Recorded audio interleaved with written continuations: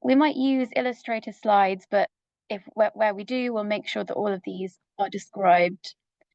And slides and a transcript and also the recording will be made available after this webinar. And we will be doing a Q&A today. So if you do have any questions, please do use the Q&A function within this webinar. We're not using the sort of live chat just because it can be a bit distracting. And also it's easier to just sort of keep monitoring one stream, if that's all right. At the end of the webinar, there'll be quite an abrupt finish, so the webinar will just sort of end. So obviously that's not intentional, nothing intentional meant. It's just the way that the system works. Okay, so now I'll tell you a little bit about what to expect from today's webinar. I'll tell you a little bit about our organisation before I hand over to Chloe and Jessica from Usher Kids UK, who've got a really, really great presentation for us. So I don't want to delay that too much. A little bit about me. I am the program manager for social change at Fight for Sight. What that means is I sort of oversee all of our social change funding programs and I also look after all of our grantees, kind of supporting them throughout their project journeys. So just a little bit about the organisation. So we are Fight for Sight, and we fund the brilliant minds and bright ideas of those who put change in sight for everyone affected by vision loss. And the slide that you're seeing now is just a slide with these words on it, and we also have our logo there as well. Over the next 5 years, we plan to distribute £30 million of grants, investing in researchers at the forefront of tackling vision loss, and also we'd like to fund those people and projects who are really changing the lives of those who have vision loss within the UK. We're really delighted to be funding Usher Kids UK as part of our programme. They're such a joy to work with, and I don't want to delay anymore, so I'm going to hand over to Chloe, who is going to give her presentation. Thank you so much, Chloe. Thanks very much, Kerry, and thanks for this opportunity for us to connect with our community, but also with those who want to know more about Usher syndrome. So we're really grateful for this opportunity. Moment of truth for me to share my screen. So one moment. And I hope now everyone can see the slides that I'm looking at. And just as Kerry said, I will absolutely do my best to read out everything that's on the screen and also describe any images. So just to introduce myself first, my name's Chloe Joyner. I'm the parent of a teenager with Usher syndrome and the founder of this charity, Usher Kids UK. And we're going to be talking to you today about how we work to empower the next generation of families that are living with Usher syndrome. And the perspective that I share is that of a parent. I'm joined, in fact, by another parent who's going to talk with us later, Claire. But we know it's also important for you to hear directly from children and young people that are living with Usher syndrome. So we've included quotes and also interviews with them within this session. I'm joined today by Jessica. Hello, everyone. I'm Jessica. I'm the Events and Communications Officer at Usher Kids. And today we'll be covering 3 main topics. The first will be, what is Usher syndrome? So this will be quick 101 main facts that you might need to know. The second will be talking through the typical journey of families and the impact on them of this journey. And thirdly, what does Usher Kids UK offer and what difference do our services make to our community? Thanks to you. Thank you. So I'm going to begin with this very brief 101 on Usher syndrome, just for those who might not be so familiar with the condition. It's a rare genetic condition, thought to affect approximately 2,000 children and young people in the UK aged 0 to 25. And it affects 3 senses. On the screen, I've added an icon to represent each. So starting with the ear. Usher syndrome affects hearing. All those living with Usher syndrome have a level of hearing loss, and in most individuals, this ranges from moderate to profound hearing loss and is present from birth. The next icon I'm adding to the screen is an eye, because Usher syndrome also affects vision, and the text I'll read out. So the vision loss condition that's associated with Usher syndrome is retinitis pigmentosa, which isn't just limited to those of us living with Usher syndrome.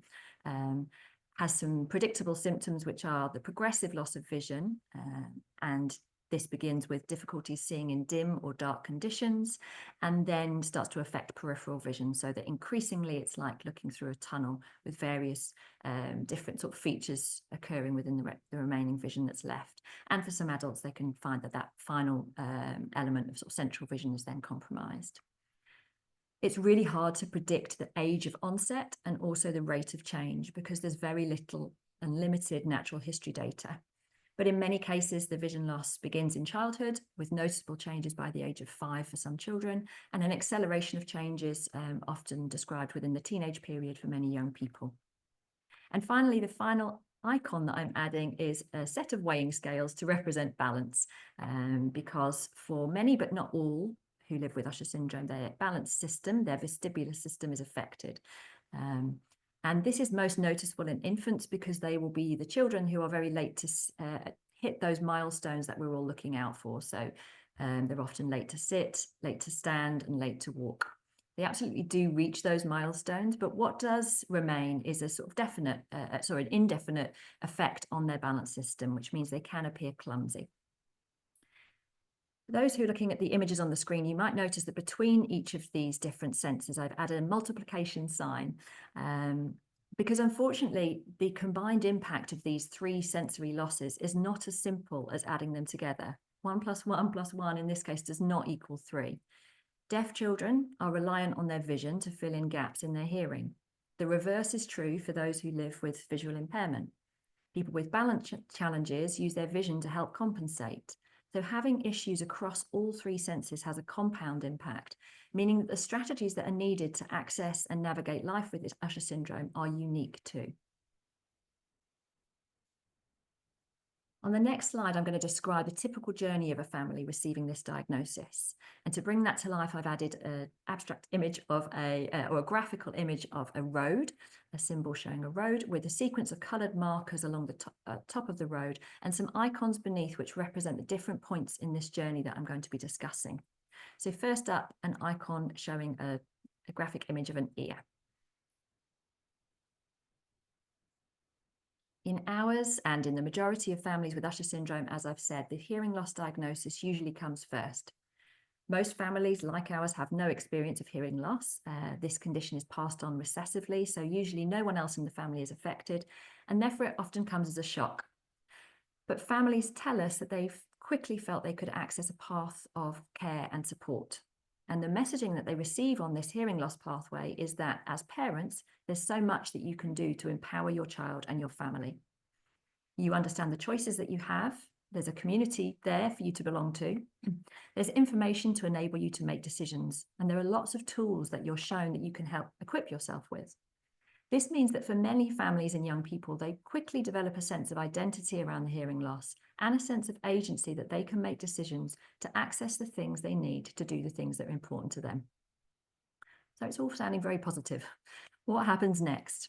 Well, in the case of a family that's going to receive this diagnosis of Usher syndrome, the next aspect is the genetic testing that now happens increasingly early. So because of advances in genetic testing, families of a child identified as having hearing loss will be offered genetic testing, meaning that this diagnosis of Usher syndrome can happen now at a very young age, while the child is still a baby, and often long before symptoms of vision loss might in fact be noticeable. So families with Usher syndrome receive this second diagnosis not long after finding out that their child is deaf. A second shock, but this time the experience they tell us about on this journey is very different. There's no pathway of care or support which is designed for those with Usher syndrome. And the messaging that they're receiving is also very different. They're often told there's nothing that we can do, and there's nothing that you can do. We'll just measure your child's vision loss each year and look out for changes. The child is fully sighted at this point, so many services are geared for families with vision loss don't feel appropriate or relevant, and yet the impact of the family of this diagnosis has already begun. As the child or young person gets older, the family then shifts into different scenarios in which their child and they need new and different types of support and information. For example, when they move into education. And here I've added a logo of a pile of books with a graduating hat. I forget what that's called, but it's to represent education. The majority of kids with Usher syndrome are in mainstream settings, and they'll likely be the only child in that setting with even a single sensory loss, let alone multisensory loss. The supports and the strategies that are needed are wide-ranging, and they're often pieced together by the family in the absence of specialist support or best practice. As the child becomes a teen, their own adjustment and acceptance of this diagnosis becomes a key focal point for families. And here I've added in a graphic icon which shows the side profile of someone's head with circles indicating, I guess, the thoughts of that person, and then also a heart in the middle, I guess, representing their emotions. And really, this is just to draw attention to the emotional impact, which particularly can be very profound within that teenage period, when not only the family is reacting to the diagnosis, but this young person is becoming increasingly independent and developing their own reaction and relationship with this news. The young person at this point is trying to work out what this condition means for their future, for their sense of who they are or who they thought they were, and what lies ahead. And they're trying to learn how to live well in the day-to-day in spite of this knowledge. The parents are often in the situation of having to try to support really complex emotional reactions without any guide as to how to do so. Very few specialist services exist which address the needs of those given an early diagnosis of progressive conditions, so families can often feel on their own during these stages. As a young person transitions into adulthood, and here we have an icon of a stick figure, and then with an arrow pointing to a larger stick figure who's wearing a tie, so I guess recognizing this young person is becoming an adult. And they're transitioning into new settings and scenarios. Maybe they're considering moving away from home, moving on to further education, starting employment, navigating new relationships, transitioning to adult services. And at each of these junctions, they have lots more to consider and adjust to than their typically sighted and hearing peers. The journey that these families are on mean that they will pass through times when they need more or less or simply different types of support. Families and young people tell us of the challenges of being on this journey of continuous change and adaptation while having to piece together all of the support that they need themselves, with services simply not designed for this combination of experiences. Often the professionals that are surrounding us don't know how to support, and that lack of best practice can make families feel even more isolated and fearful. So on the next slide, I wanted to share a couple of quotes giving families and young people's own words so that we can understand some of the impacts of this journey that they're on. So first, I'm going to read out a quote which is given to us by a parent of a child with a young child at this point with Usher syndrome. And what they told us is, I lost my peer group overnight with this diagnosis. One moment we were comparing weaning stories, and the next time trying to work out how and when to tell my deaf child that their vision is going to be affected.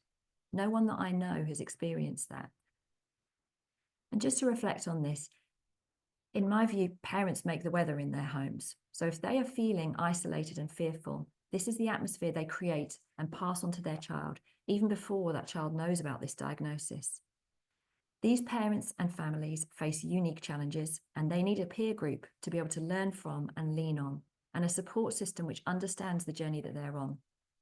The loss that these families are trying to accept hasn't happened yet, which is very different from the deafness which has been a part of their lives forever. I can vouch that it's very hard to accept something that hasn't yet happened. Many conventional forms of support don't work, and so families on this journey need tailored emotional support.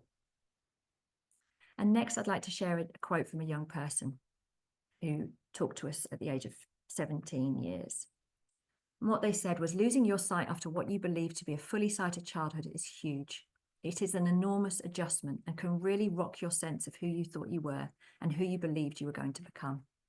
You weren't born without sight. You didn't lose your vision as an infant. It didn't happen overnight. No one can say exactly how quickly it will progress, and at this point, there is no cure. There are a lot of unknowns. And this is what we hear within our community at Usher Kids UK. Young people who are on this journey have lots of questions which they or their families don't know how to answer. And so again, young people need their own network of support and trusted places to turn to help them navigate and feel confident about the journey ahead. So now that we've looked at what Usher syndrome is and the typical journey and the impact on families, I want to talk to you about the work that Usher Kids UK does, which is in direct response to what we hear from our community about their experiences. Our mission is simple. It's to empower children, young people and their families who live with Usher syndrome in the UK. And we want to challenge the messaging that families so often hear, that there is nothing that you can do.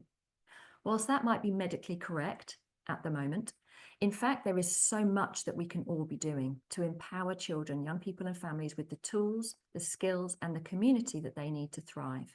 And that's what we're here to do.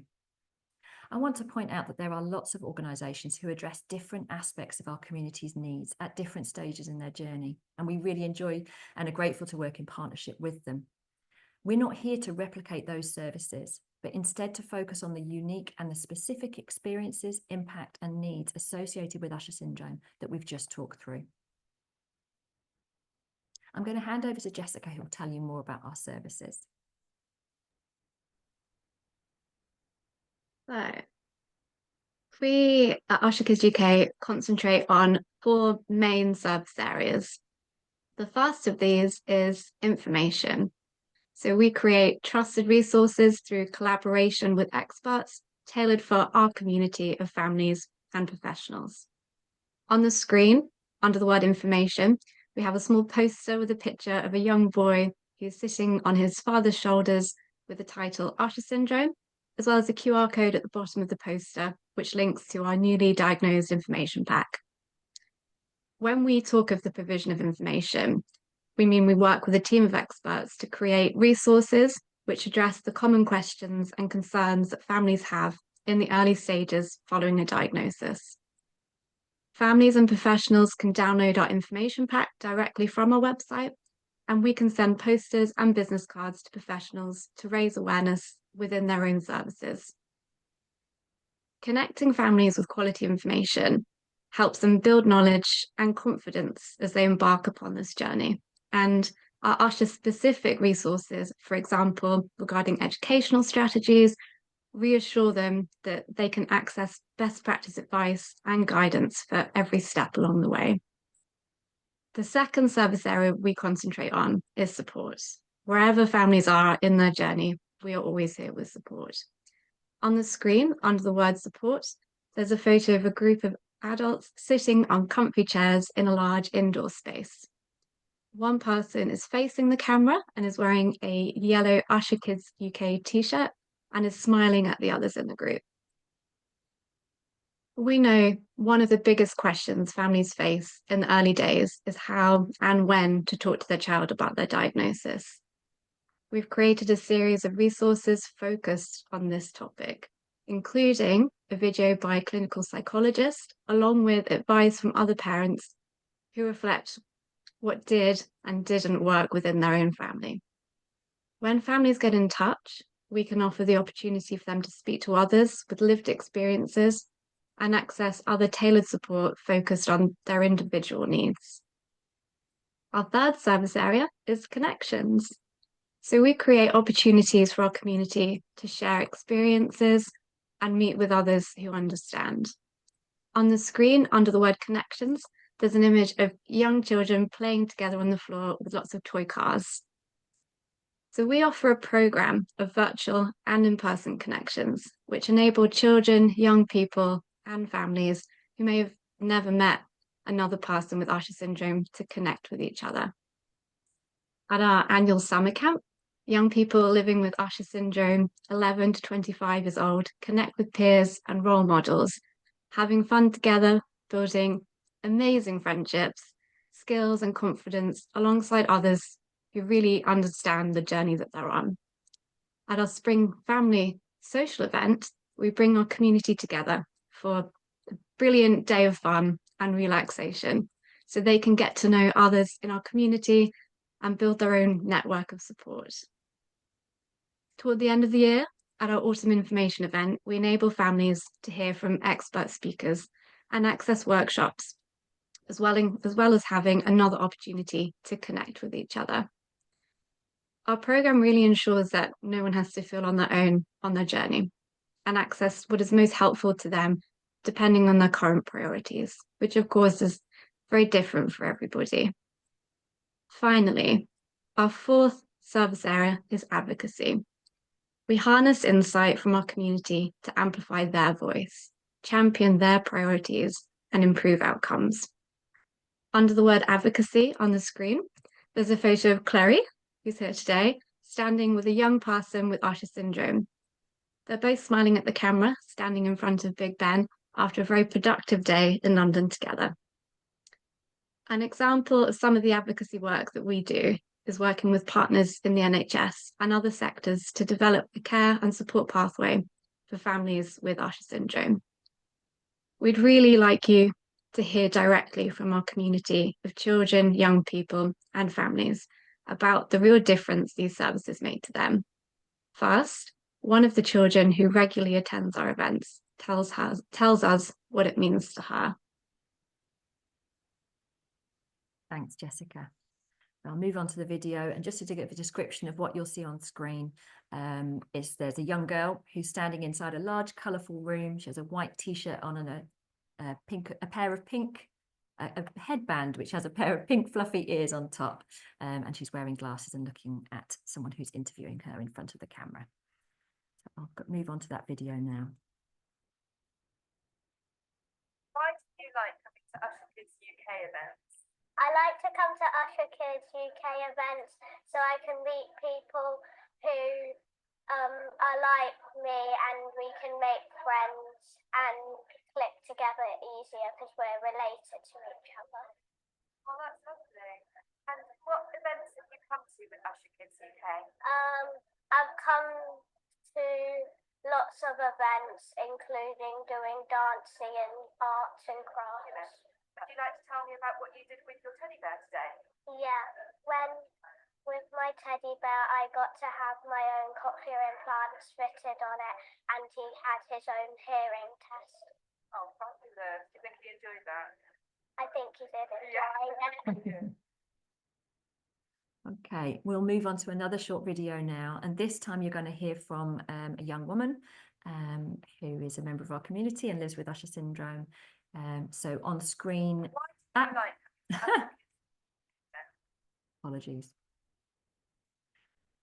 Okay, now on screen, what we have is a white background with the Usher Kids UK logo, and the main person that you can see is this young woman that I've described, who is facing directly to the camera. She has a dark green hoodie on, which just actually has the logo for our summer camp, slightly hidden from view. She has long dark hair and wears glasses. And then in the small corner of the screen, you can see the interviewer, who's Jessica, that's here with us today. Okay, so I'll play this video now. Prior to coming to our events at Usher Kids UK, had you met anybody previously with Usher syndrome? I actually hadn't. So the family day, the family information day, was actually the first time I'd ever met anybody else with Usher syndrome. And it was really weird for me kind of knowing that all these people were out there, you know, kind of somewhere out there in the wilderness. And it was only at this information day that I'd actually been able to sort of meet other people like me for the first time. What was that like? It was kind of really emotionally overwhelming in a way.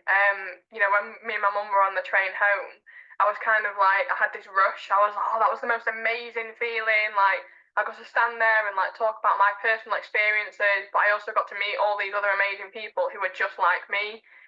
You know, that feeling of meeting other people that know what you've been through and what you're going through without you having to say a single word about it. It kind of feels really fulfilling. Really kind of poignant, actually. Like you've kind of filled a little missing part of you, and it sounds really cheesy, but it's true. Like it's really, really nice to just feel understood for the first time. I think then moving on from that, our next question is, how would you say that being able to meet other people with Usher syndrome, how has that impacted you? I think it almost validates your experience. So like for me personally, I had grown up knowing that I was deaf, but I never really felt like I fitted in very much. I kind of felt too deaf for the hearing world and too hearing for the deaf world, so I was kind of in limbo. But then when I met these other people with Usher syndrome, I felt like I'd found my community of people. And I felt like all of my experiences leading up to that moment had been validated by these other people who had been through similar things and who had similar experiences. What differences would you say that having those connections, how has that impacted your journey with Usher syndrome?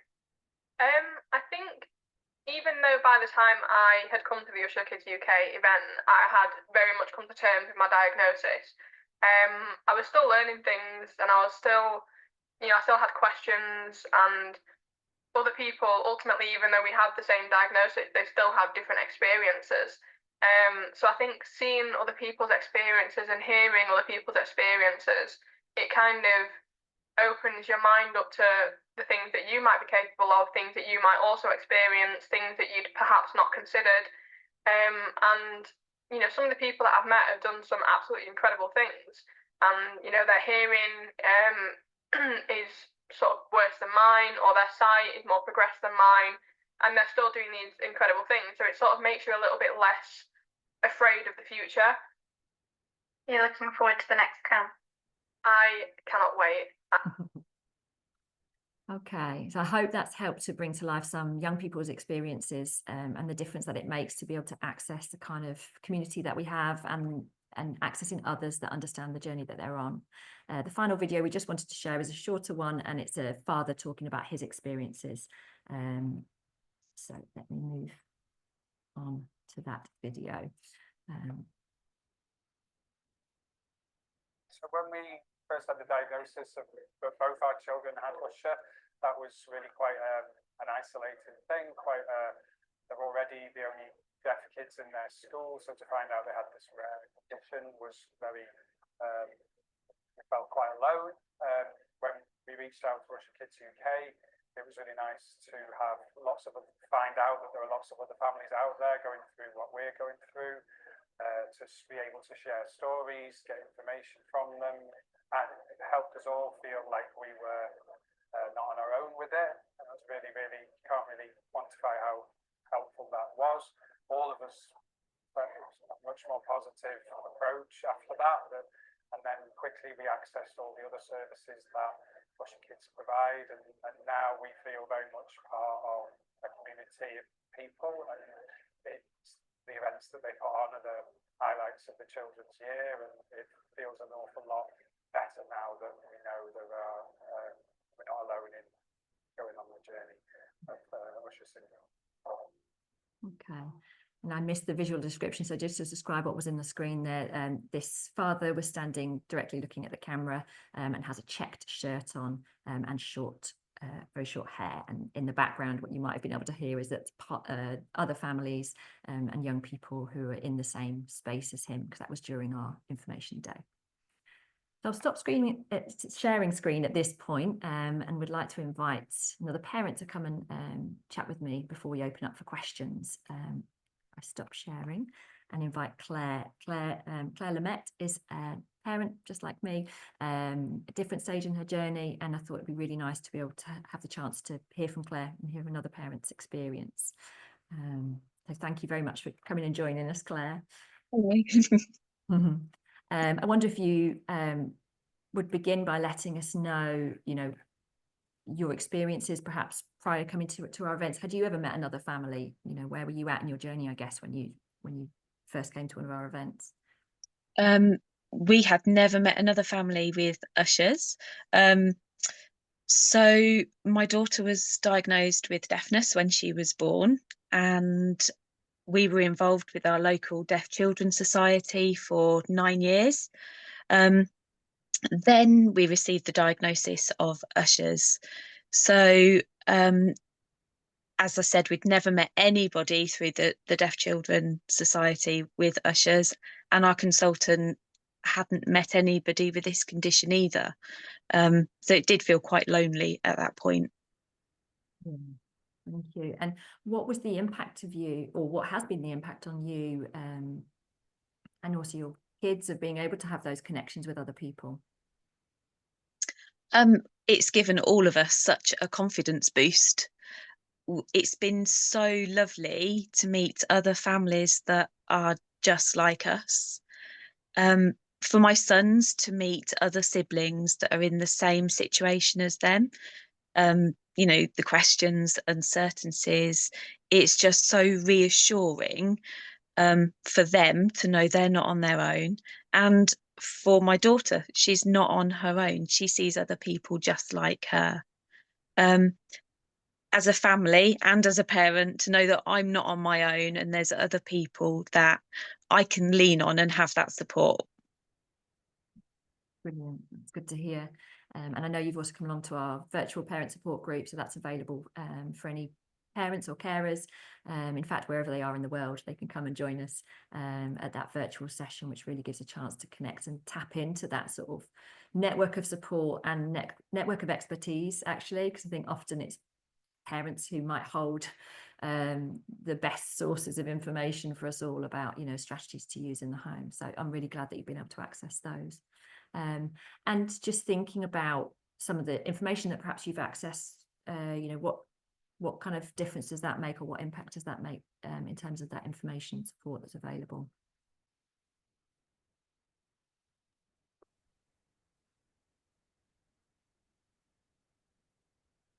Oh, Hello. Sorry, Claire, I think it dropped off for a moment. Okay, sorry. Did you hear the question, or shall I repeat? Could you repeat? Sorry. So I was just wondering about if you've accessed any of the information that we provide and what kind of impact that has, or whether it's the support that you receive in that parent group. Just thinking about that. It's everything, the information that we've received, and obviously the support from other parents and professionals. We really feel so much more confident and empowered. I think sometimes when we read things on the internet, it can be quite daunting. And because it's so rare, the information is also quite limited. So when we've been along to the in-person days, meeting the professionals and other parents just gives us that much more accurate lived experience. So there's practical hints and tips that can make our daily life that little bit easier, and it feels just so much more personalized and helpful. And I guess just thinking overall about the kind of difference that makes in your journey, being on this journey, is there anything else that you'd share or say about that? Just knowing that we're not on our own.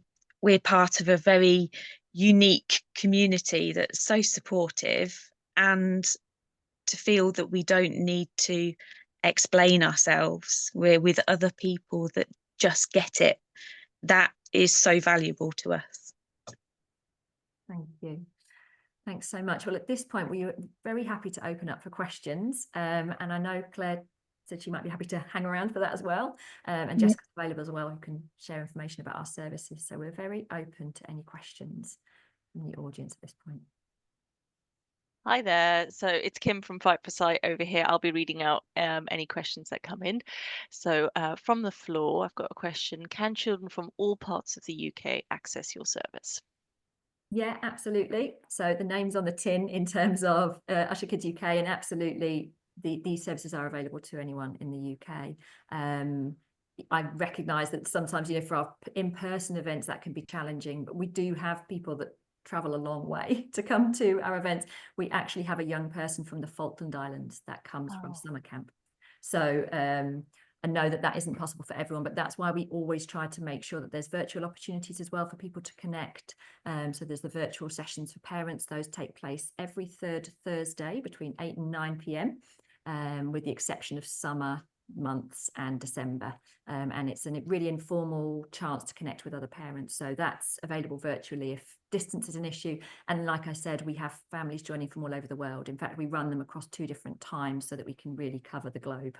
And what's wonderful about that is, you know, when you have a rare condition, it doesn't matter where best practice sits. If there's a strategy that someone's using in Texas or in Australia, that can be so helpful and connects families with the kind of, just like Claire said, those practical adjustments that you can make, that perhaps none of the professionals that you're working with know about, but are going to make a huge difference in your day-to-day life. So similarly, I'd say the information resources, you know, we're a small charity, so there's, you know, we're working through the kind of information we want to share, and one of the first priorities was having the newly diagnosed information pack, so that from the point of diagnosis onwards, families and professionals who are not familiar with this condition can access really good quality information, but also images of young people and families who are thriving. Because I think in the absence of being able to access that kind of information, our brains fill with the worst kind of fears, and they're not accurate. But if you don't have access to a community and information, then that's where your mind can go.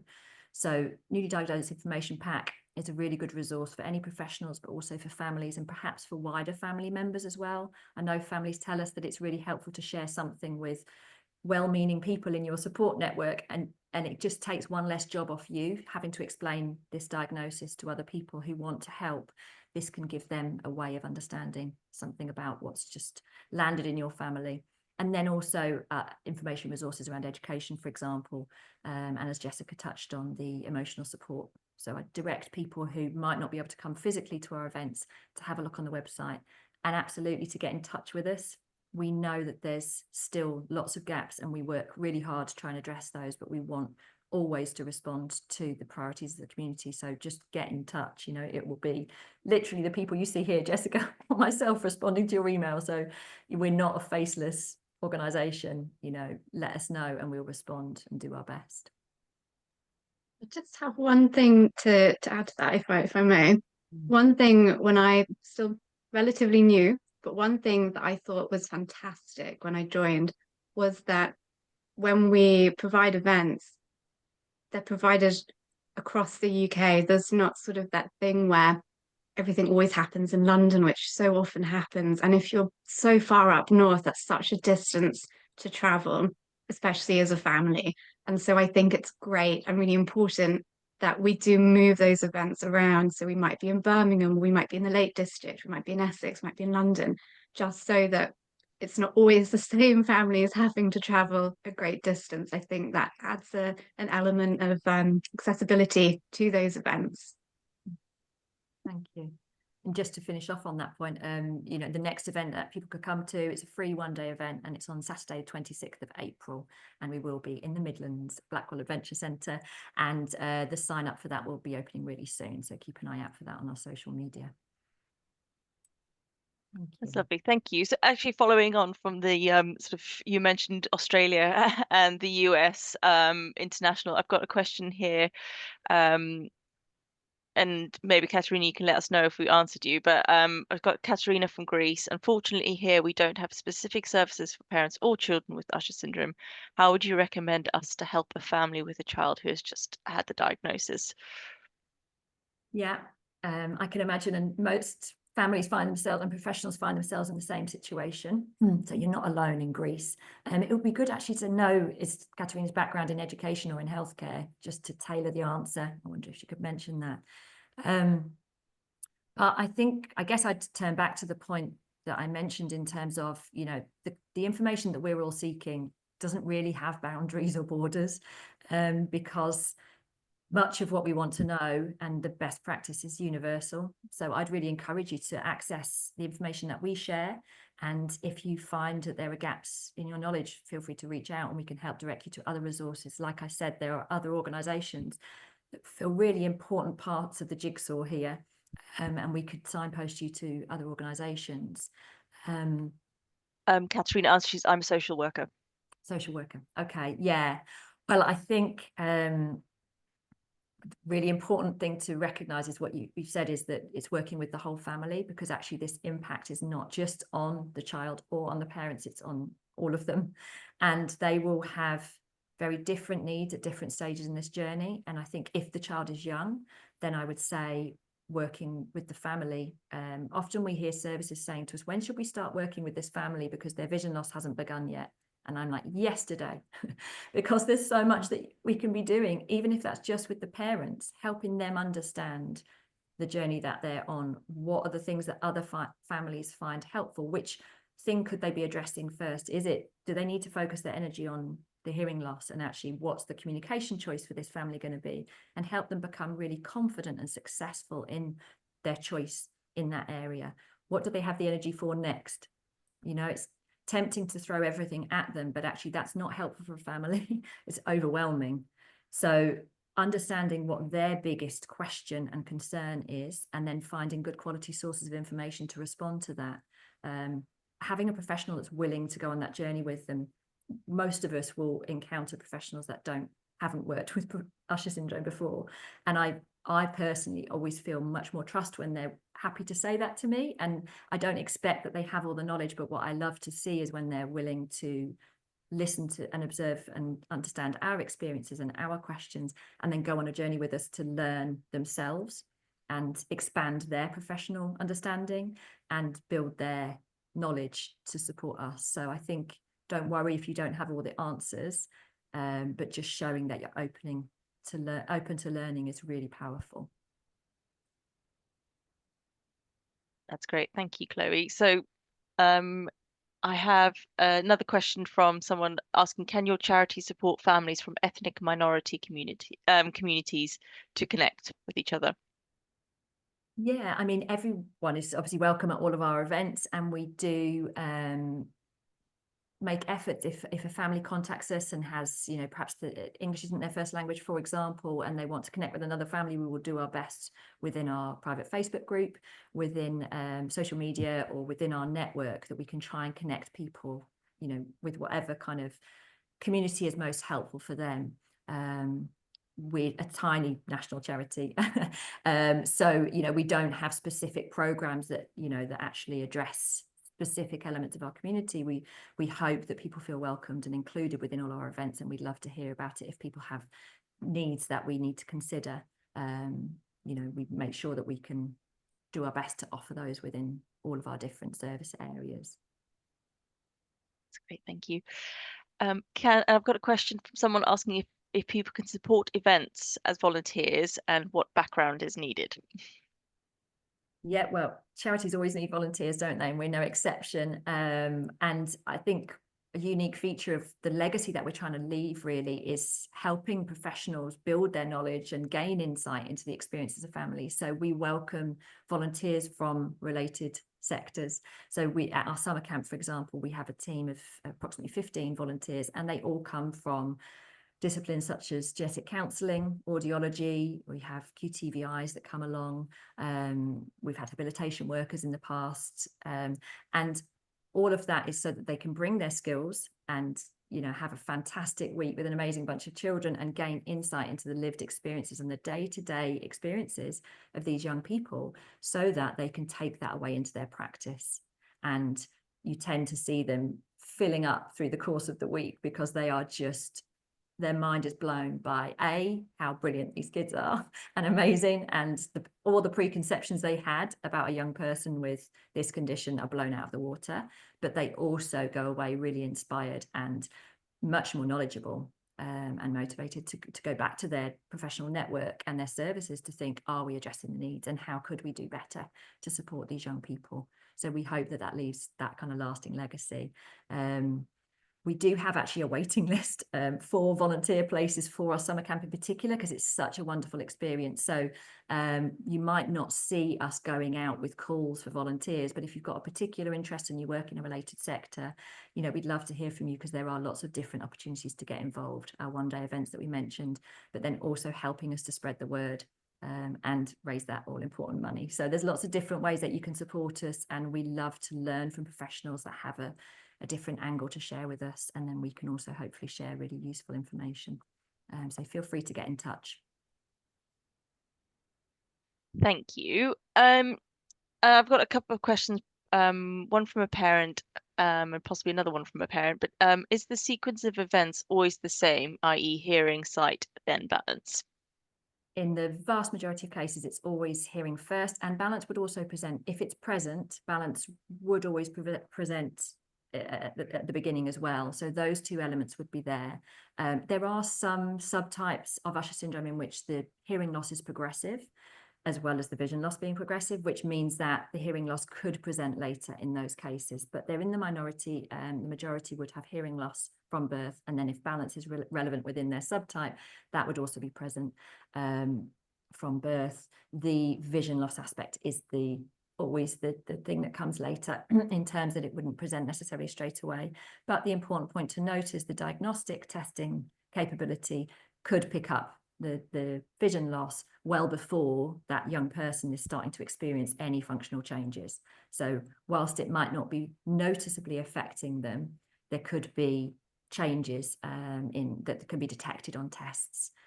So that can be picked up, as I've said, really early. And importantly, the genetic diagnosis and the clinical diagnosis is needed to be able to give a diagnosis of Usher syndrome. So both the genetic testing and the ophthalmology testing is required. That's great, thank you. And this is from a parent. Our child has moderate hearing loss and has been diagnosed with RP, with the highly suspected Usher's awaiting genetic results.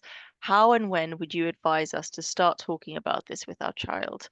She currently knows she has poor eyesight and hearing loss, but nothing else. I'm definitely looking to my other parent expert here on this call, Claire, and happy to hear anything that you'd say on that. Certainly a huge question we receive. Jessica can vouch for that. It's something that you notice cropping up in our chat on the private Facebook group, for example. I would definitely suggest having a look at the website, the emotional support pages, and watching both the video by the clinical psychologist, which really addresses this specific question, but also looking through the tips from parents for parents, because I think what you'll see from that is that there isn't, unfortunately, for any of us, a really clear answer as to when and how. But I think some of the things that the common features I'd say that families say tend to work is this is not going to be about one big kitchen table moment where everything stops, you sit down and deliver this news. This is about finding language that you as a parent or carer feel comfortable with and feels natural to you, and you feel ready to have those conversations. And if you don't, I'd say it's really important to address your own needs at this stage and to get yourself in a place where you feel like at least you found your feet. Might not be ready to accept what's happening. Maybe we never do, but we can find our feet and look after ourselves so that when we have those important conversations with our children, we feel like we're able to respond to their questions and we're not also kind of channeling how we feel about it. So I'd say no big one-off moment in which this is handed over. If the child is young, then actually there's an opportunity to start to build their knowledge of some of the terminology before they even know about that this is something that's relevant to them. It could be, just as we do around hearing loss awareness, it could be, oh, look, do you know why that person, feels underneath the pedestrian crossing for something that can tell them it's time to cross? Or do you know why that person's got a dog with them? Interesting conversations, which after all is what a child wants to have, which just fill in pieces of their knowledge so that as and when you come to a point where you might want to explain, that there's differences in your hearing, or we've understood that actually there might be differences in your vision as well. This might affect the way that you see. And I think a lot of parents have also said that they find it easier to talk about changes than talk about some kind of end state. And for many, they find the word blind, for example, to be quite emotive. And also, people's perception of what blindness is often not accurate if you don't have any experience of it, and so it can give everyone a false impression that there's going to be this moment at which all vision is gone and this young person only sees darkness, and it's not accurate. So again, helping to sort of dismantle some of those perceptions that people might have can all put you all in a different place, so that as and when you start to talk about specifically that child, they don't feel quite as fearful perhaps about the information that you're sharing. And the final thing I'd say before I ask Claire her thoughts is that I know in our home, what really worked was talking about, this is a young person who's already got a lot of experience about how they do the things they want to do with a sensory loss. So utilize that. It's a real strength they've got. So in our house, we just talked about, we know there might be changes in your vision. You know how we do things differently as a family because of your hearing loss, well, that's what we'll do. You will find ways to do all of the things that you want to do, and we will support you to do that. And that was a way in for us that made those conversations feel easier to have. Claire, is there anything you'd add? Really just to echo what you've said, definitely feeling confident in yourself before you share the information, just to know that, like you say, you've got your feet on the ground, and sometimes the questions that you answer aren't the questions you expected. They go off on their own little tangent, and that's fine. But also, you know your own child. I think it's really important that every child is different. They all require a different language or a different level of information for them. So go with what your child needs at the time, and that can be built on or gone over at a later date. I know my daughter really loves playing with her Barbie dolls. So the fact that we've now got blind Barbie with a cane, and there's already the Barbie dogs out, you know, she loves playing and reenacting things, and just those little things, making everything very normal in our household really helps. That's brilliant. And this is something that, you know, little and often, I think, is the way that we probably all approach it, dipping in and out, listening out for questions that they might have, but definitely tuning into your own needs too, you know, and sometimes that does show to the child, but just giving yourself a pat on the back really for everything you're processing as a parent. It's a lot to be dealing with your own reaction and then also trying to pivot and work out how to support your child. And, you know, absolute kudos to everyone who's busy doing that, and just give yourself, you know, if you've had a difficult conversation, allow yourself time for a cup of tea and just to catch your breath and just recognize you're doing something pretty special in supporting them around their understanding of this. So yeah, we're all here for you. We'll share the link for that emotional support page, but yeah, I hope that you would find that information useful. That's wonderful, Chloe. That beautifully brings us to the end of questions and answers. I've got a couple of well done on establishing this network. Thank you very much for your answers to the questions that have come into the Q&A. I'm just going to bring up one more slide for information for everyone, which I think you'll find quite useful. Bear with me while I get this going. There you go. So here up on the screen right now is some get in touch information from Usher Kids UK.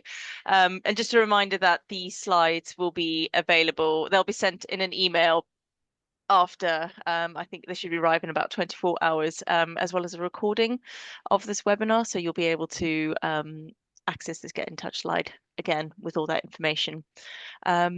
Lovely. I'm now going to hand back over to my colleague, Kerry. Brilliant. Thanks, Kim. And huge thanks to Claire and to Jessica and Chloe for sharing your presentation and your experiences. It really is great to hear about the impact of Usher Kids UK, and I'm really delighted that we are continuing to fund you as well. Just before we all go, if you did enjoy this webinar, we would love you to join us next week for our next one. And that's going to be with Dr. Amy Gerrish, who is a research scientist at the Regional Genetics Lab in Birmingham. And she'll be spotlighting her research leading to better childhood cancer diagnosis. She's also going to be joined by Fight for Sight Ambassador Katie Elliott, who herself was diagnosed with a retinoblastoma at the age of 4. And she's going to be talking about her treatment and her memories and experiences of her diagnosis and how this has shaped her life as an influencer, ambassador, and advocate. And if you'd like to join us for that, you can sign up through our website.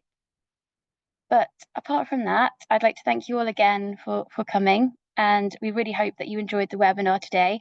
If you could just take a